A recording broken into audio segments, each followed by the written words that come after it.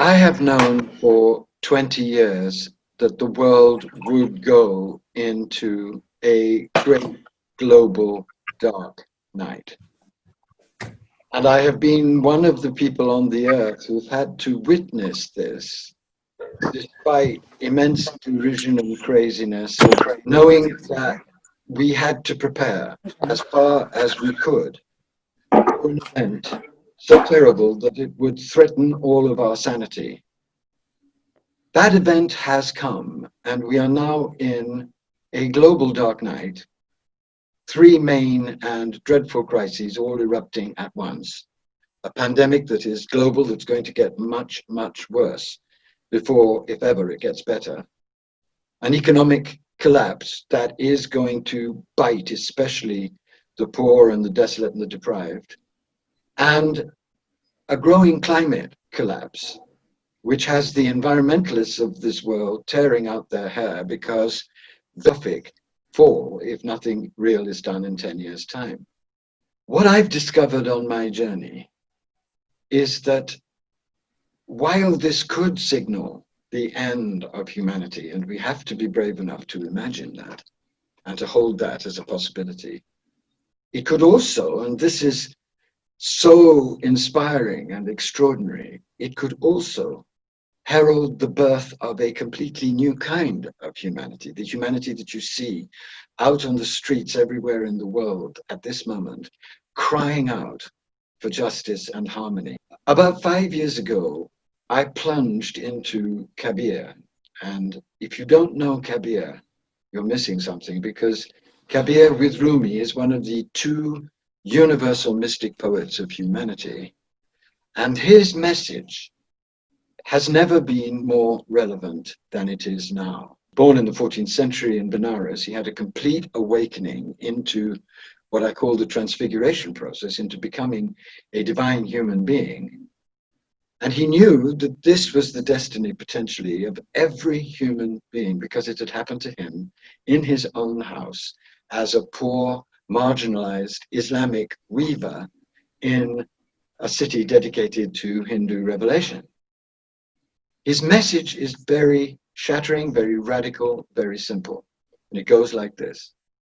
The first thing he tells us is that we are in Kali Yuga. We are in the age in which our hubris and madness will engineer for us a catastrophic apocalyptic situation if we don't change. That's his first message. His second message is that we are in, by nature of being born human beings, direct relationship beyond religion, beyond dogma, beyond the need for any mediators with the divine. And so we have absolutely no excuse not to claim our divine identity and become ruggedly noble enough to enact it in the service of justice and compassion towards all beings, human, animal, and sentient. That's the second part of his message. And the third part of his message is, I believe, the key to what we are going through. The third part of his message is a message of what he called engoldenment. He knew that if you surrendered totally to all of the difficulties and ordeals of the real mystical path, something utterly amazing would happen to you, just as it happened to him. You would be turned to gold and be given by grace a golden mind illumined by the most sacred and noble truths of ultimate reality, a golden heart capable of extreme love in extreme circumstances, whatever happened. And this is the miraculous thing, an increasingly golden body. Your cells themselves would be awakened to their divine truth, and your whole being, heart, mind, soul, and body, would be turned to divine human being, engoldened being, transfigured being. So now you can see perhaps why this message, I believe, is so crucial for humanity at this moment. It's crucial because Kabir faces unflinchingly the horror of where we are, the horror that we've drawn upon ourselves by our hubris, our vanity, our selfishness, our narcissism, our addiction to domination, our appalling cruelty to each other and to the animal race. He doesn't swerve from telling us the truth about that. But he tells us also a greater and ennobling truth that everyone now needs to get in direct connection with. And that is that, wrecked and ravaged by our bad choices though we are, we remain children of the light. And the light never gives up on us. And we have, as original blessing, a direct connection with that light, that if we turn to it sincerely, can do the most amazing miracles in us, and will do those amazing miracles in us in such a way that the darkest night becomes the birthing force of the most resplendent, imaginable dawn, the dawn of a new, embodied, divine humanity. This process is one that I know for myself because I have been through a very deep and very prolonged and very terrible dark night. And it ended not with my destruction and annihilation, but with an unbelievably profound and ecstatic experience of my and your divine self. And it is from that increasingly embodied divine self in myself that I turn to Kabir as the ultimate teacher now of the great transformation that you and I must all pledge ourselves to be of real help in a time in which a great many people will die, a great deal of nature will die, and humanity itself will be threatened because of the exploding crises with the profoundest paralysis and despair.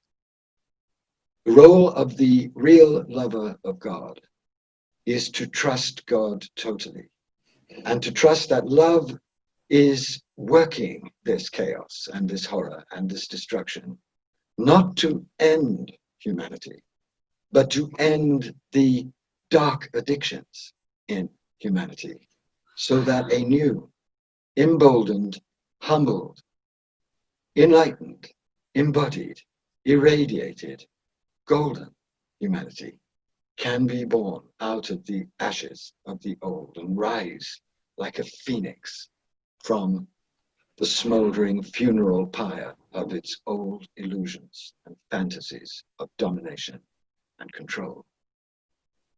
This is not an easy task because it requires everything. It requires the capacity to look unflinchingly into the horror and realize that there is no escape from it now, and that it will continue to work relentlessly on us to either destroy us and wipe us off the face of the earth, or transform and transfigure us. It requires that courage. And it requires another kind of courage, perhaps even more difficult for us, which is to believe so deeply in the power of miracle, that is the essential power of God, that we surrender to this process and allow it to pummel us free of ourselves, to break us so totally that we break open absolutely to grace, so that grace can do its absolutely miraculous work in us and make us far braver, far nobler, far more selfless, far more generous, far more willing to turn up and serve the impossible possible than we ever were in our lives of comfort, denial, and narcissism.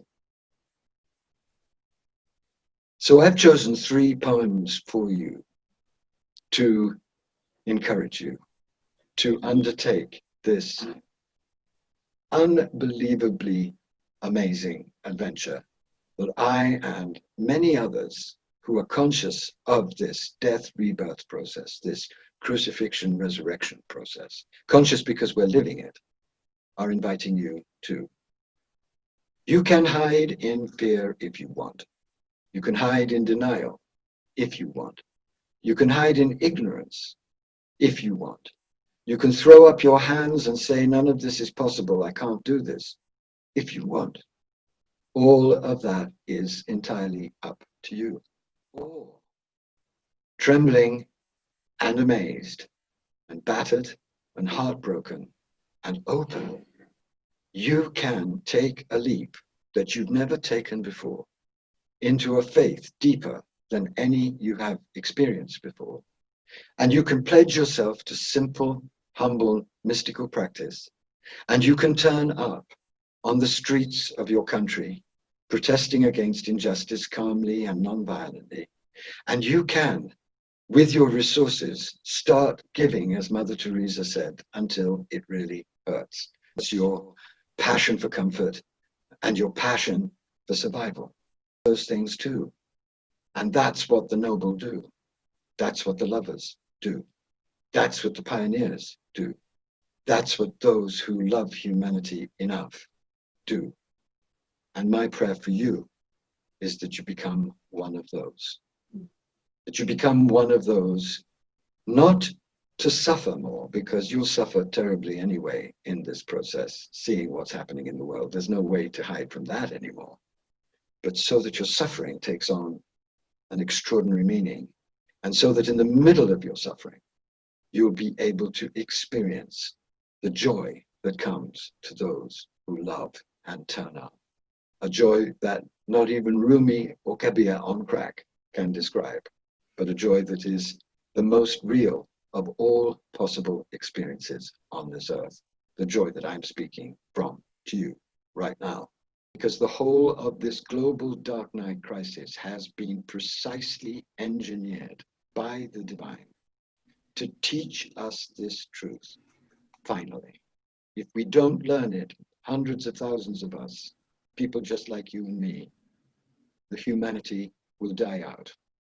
If hundreds of thousands of people like you and me learn it and follow it and consent to the ordeals that are necessary for us to dive deeper into life, then the Great One will do the miracle of birthing a new humanity. It's our choice. It's your choice. It's my choice. Be noble now.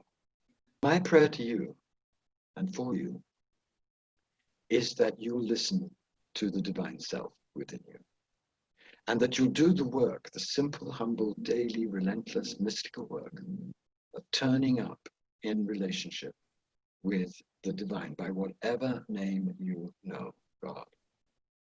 Because if you do, you will find that you will be given the strength to bear the unbearable. You will be given the courage to endure what you now believe is unendurable. And you will be given the joy, the sublime ananda, the great joy, the great bliss, that death and destruction cannot touch or defeat, because it is eternal. True healing begins inside.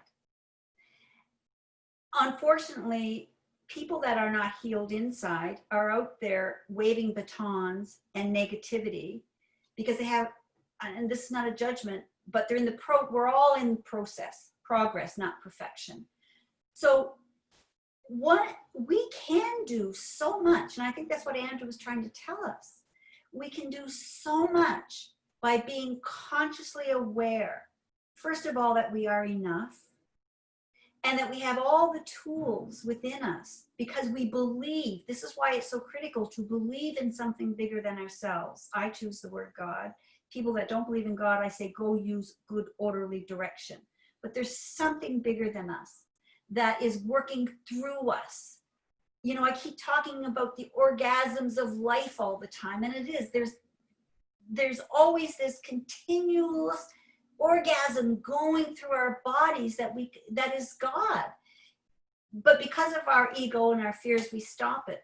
So just sitting and praying, sitting and doing this, sitting and reaching out to grandma, sitting and reaching out, just getting somebody, for God's sake, a good cup of tea with love is enough for today. We can go out and move the mountains later once this inside is healed. Because can you imagine if every person on this planet decided to go inside and heal themselves? There'd be no problem, would there? Because everybody would be in a state of grace of healing.